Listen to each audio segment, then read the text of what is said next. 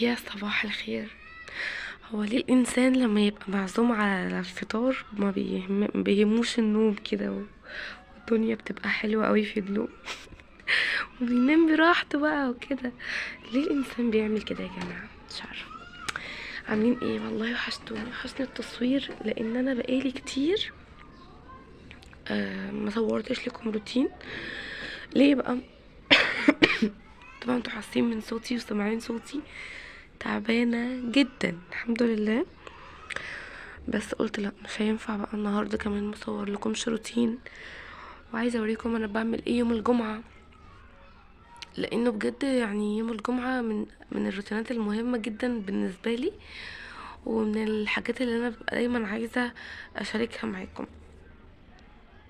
أم، تعبانه جدا وباخد علاجات كتير، تقريبا خلصت مضاد حيوي، فاضل في المضاد الحيوي حبايه واحده هاخدها النهارده ان شاء الله بعد الفطار. بس صوتي هو اللي بقى، انتوا سامعين صوتي بقى، صوتي بقى مش عارفه ايه الصوت ده، مش عارفه ده صوت مين اصلا. بس صحيت متاخر قوي. تعالوا اوريكم الساعه كام. شايفين الساعه كام؟ الساعه مقلوبه صح؟ الساعه 2 يا جماعه، 2. فانا مش عارفه ليه متاخره كده او ليه كسلت. بس انا بصراحه صحيت الصبح، عملت شويه مونتاج لكام فيديو هينزلوا على القناه التانية، فحلوين ومهمين جدا للعيد. فعشان كده بصراحه كنت تعبانه ومش قادره ان انا اصحى تاني بسهوله. ف اني اسف. يلا بقى اقوم دلوقتي اعمل سكين كير روتين، واوريكم شويه حاجات اشتريتها امبارح، وكمان احضر هدومي واروق شويه حاجات في البيت قبل ما انزل، كام حاجه كده. يلا بينا بقى. بقالي كتير قوي عايزه اشتري غسول للبشره، وما اشتري هوريكم هوريكم اوكي، مش عارفه الحمام بس. اخيرا جبت ولقيت حمام كريم مع جوز الهند بتاع مينك. انا كنت بقالي فتره بدور عليه الحجم ده، يعني هو كان موجود بس الحجم ده كان دايما مش بيبقى موجود كتير، فجبته.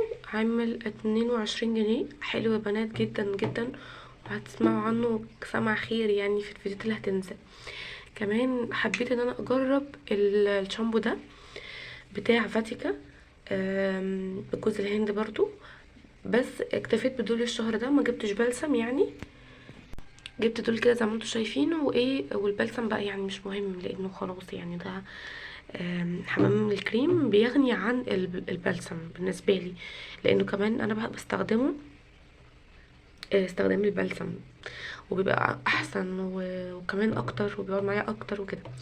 ف انا سالت فاتيكا، قال لي لا، فاتيكا مش بينزل منه بلسم.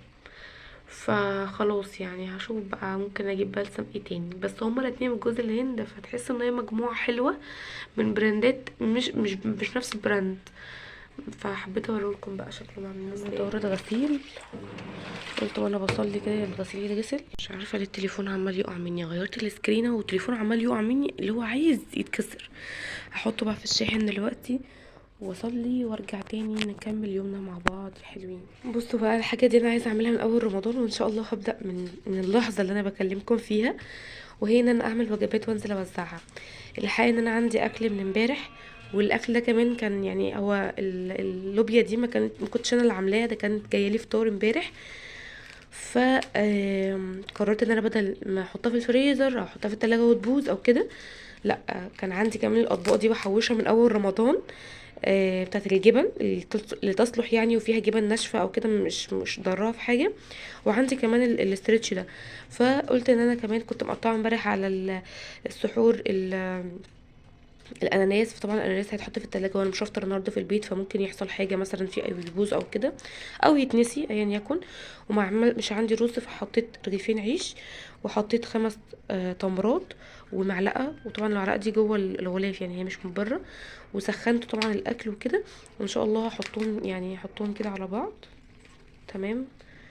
واحطهم برضو هلفهم مثلا برول ستريتش او احطهم في شنطه، وطبعا كده هتبقى في شنطه يعني، وهنزل اديها لاي حد اشوفه وانا ماشيه في الشارع. فانتوا كمان اعملوا كده، مش لازم تحضروا بقى وجبات ومائدات وحاجات زي كده. انتي الوجبه اللي موجوده عندك وهتتعزمي بره، الاكل اللي اتفضل عندك انتي من اكلك انتي خديه. وانا مش بتقولي اتفضل عندك يعني انتي مثلا يكون بايظ او يكون مش حلو، لا يعني لن تنالوا البر حتى تنفقوا مما تحبون. انا بحب اللوبيا جدا وكان نفسي فيها، وحبيت ان انا اهدي حد بيها. بحب الاناناس وكان نفسي فيه جدا، وربنا رزقنا اجيبه امبارح. العيش اللهم لك الحمد موجود. فحبيت ان هو يكون يعني لفتة بسيطة قوي قوي قوي، حاجة بسيطة جدا. ربنا يا رب يتقبلها مني ان شاء الله. انا حبيت اعرفكم عليها، مش رياء والله، مش رياء والله العظيم، ولا ان انا اقول لكم انا بعمل خير ولا اي حاجه. انا اصلا ما بعملش حاجات كتير خالص للخير يعني، ده انا مقصره جدا. بس يعني جت فكره في دماغي ان انا اصورها معاكم واعرفكم عليها. فيا رب تعملوا كده وان شاء الله تستفادوا باذن الله بالثواب باذن الله. عايزه بقى اوريكم السكين كير اللي هعمله دلوقتي. اول حاجه ان انا هحط السيروم بتاع فيتامين سي ده. انا مش هنزل دلوقتي فمش هتعرض كمان للحراره، فمش هيبقى في مشكله خالص ان انا احطه. فانا طبعا هحطه، بعدين بقى برطب بعديه بستروبانتين. تمام. بس يعني ان شاء الله لو في اي حاجه دخلت في روتين تاني اقول لكم. طبعا انا بحط زبده كاكاو وكده، بس مش في الصيام بصراحه، ما يعني ما اضمنش نفسي ممكن اقابل شفايفي ولا حاجه وافطر بسبب الموضوع ده. ببقى خايف جدا جدا على فكره في المواضيع دي خالص، بحاول احرص جدا بسبب الصيام وكده. فده اللي انا هستخدمه. طبعا هو في منه كميه يعني لا بأس بها، بس انا كنت سايباه، مش عارفه كنت سايباه ليه يعني، كنت خايفه يكون باظ، بس هو ما باظش ولا حاجه. بس فانا هبدا استخدمه لحد ما اخلصه، ولما يخلص ان شاء الله نشتري بقى سيرم تاني عشان نفسي اجرب سيرامات كتيره قوي. قبل بقى ما اقفل الفيديو عايزه اوريكم انا باخد معايا ايه. اول حاجه هاخد معايا البنادول ده، وهو فاضل فيه حبايه فانا مش هاخد كل الشريط، انا هقصه واخد الحبايه الاخيره دي، لازم اخده معايا في اي مكان. واخد طبعا العلاج بتاع دور البرد الشديد قوي اللي عندي ده، وهاخد الفيتامين بتاع زين، ده الفيتامين اللي انا بديه لزين. وطبعا البامبرز عشان نسيته قبل كده، وزين عمل بيبي واضطرينا نروح نشتري بامبرز، وكان بصراحه الموضوع يعني مؤسف جدا. ايه بقى اللي بحطه جوه الشنطه؟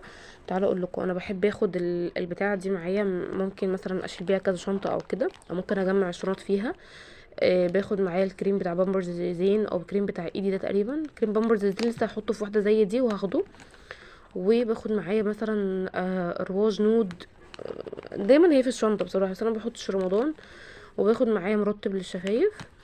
باخد معايا كمان اتروفين الفتره دي علشان التعب اللي انا فيه دوت، زكام بقى وكده. استنوا تمام عشان بس فيها الجيوب، وانا بحب احط كل حاجه في الجيوب. باخد البرفيوم ده مع اني مش هعرف اشمه اني ما بشمش، والكراته اللي فيها الفيزا وفيها البطاقه كل حاجه.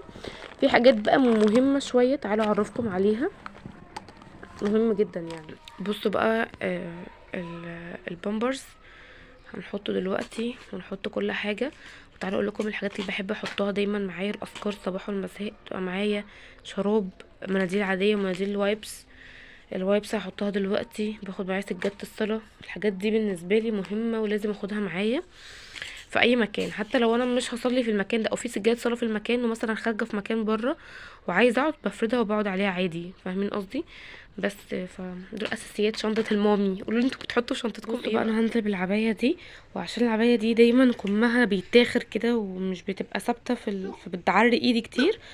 فمش عندي بصراحه معصم هلبسه، او عندي معصم ابيض مش عارفه هلبسه، ولا هلبس فستان اسود تحتها يكون كمه طويل واقدر ان انا يعني استفاد بالكم وما فيش حاجه تبان من ايدي. وهلبس عليها بندانه وخلاص كده. كان فيديو النهارده، يا رب الفيديو يكون ممتع واستمتعتوا معايا وقضيتوا معايا كده اليوم قبل ما انزل. واشوفكم ان شاء الله على خير في فيديو جديد. اعملوا لايك وشير بقى، ومع السلامه.